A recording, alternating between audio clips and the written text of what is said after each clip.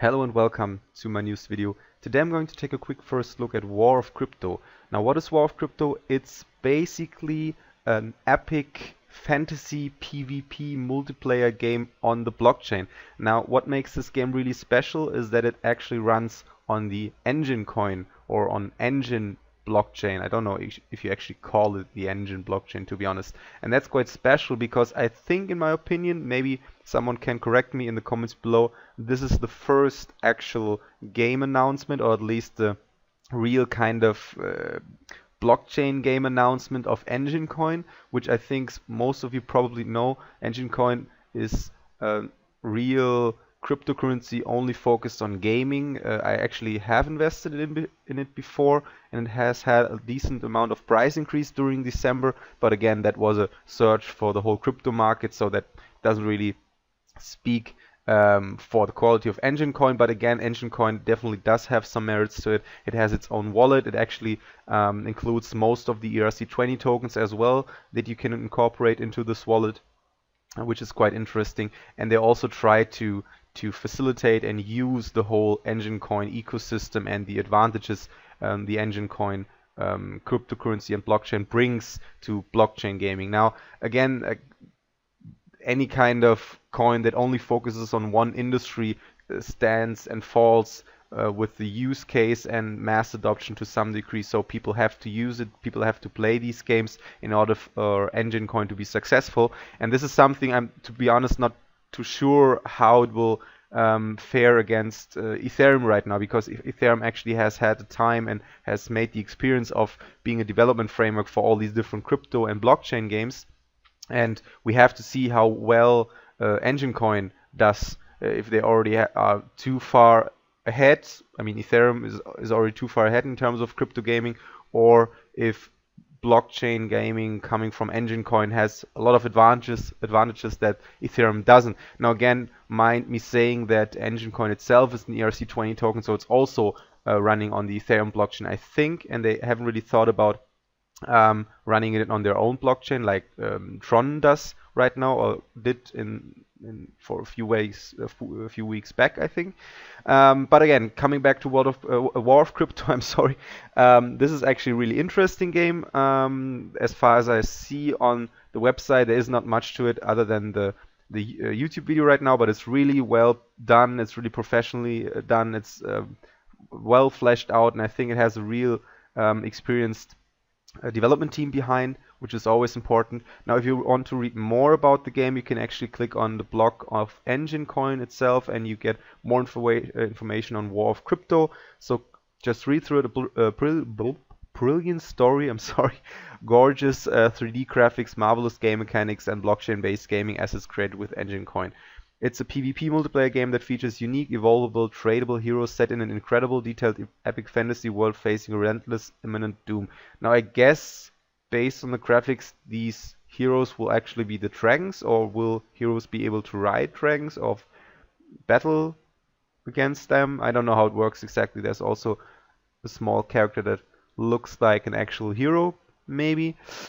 What's quite interesting, I think, what kind of makes this game stand on its own and set apart from a lot of other blockchain and crypto games out right now, especially in this kind of RPG realm and area, is that it's a multiplayer and PvP game, which is quite interesting. I haven't really seen that before. Again, if you have a PvP game, if you have a multiplayer game, the only way I can see it running 100% or fully on the blockchain is by doing a turn-based. I think that's the only really way to do it without losing the aspect of fun, which again, as I repeat myself from other videos, is the essential goal of any kind of game, to be fun.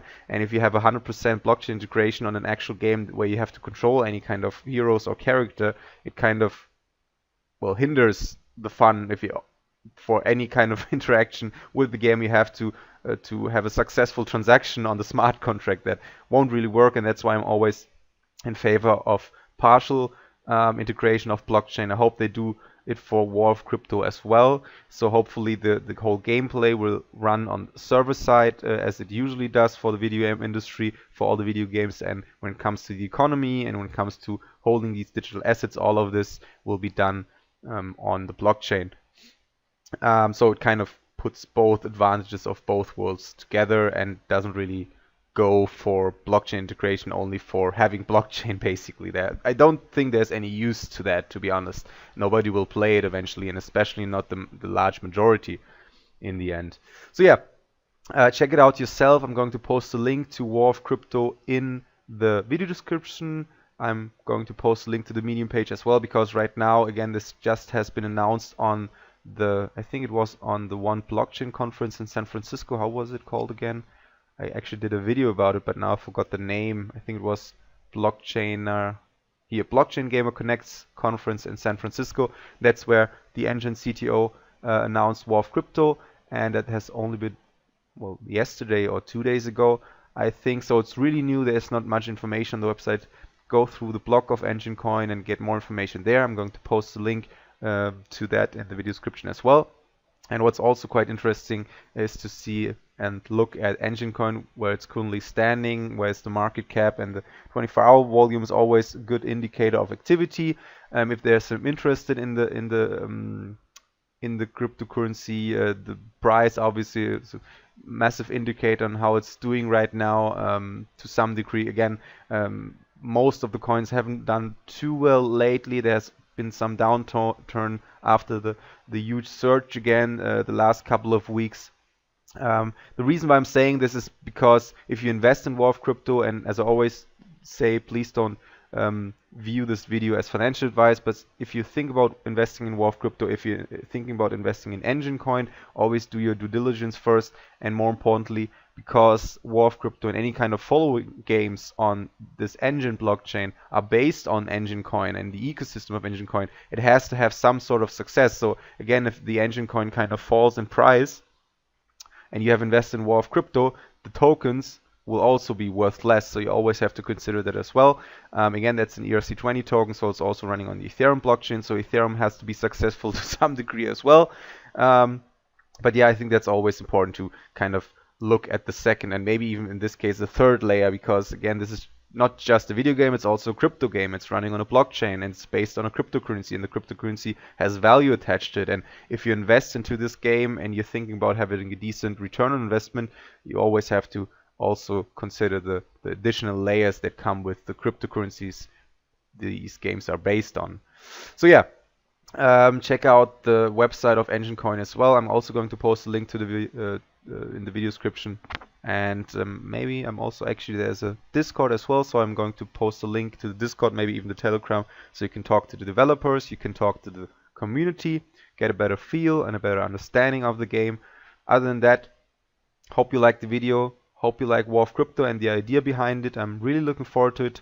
Overall, my general, first look conclusion for now is that I definitely see some potential in it, because it's coming from the Enjin Coin as being one of the first games they release on this cryptocurrency blockchain. Also because it has this decent graphic style and really well fleshed out presentation attached to it, which is always a decent indicator of how professional and how serious the developers take their game.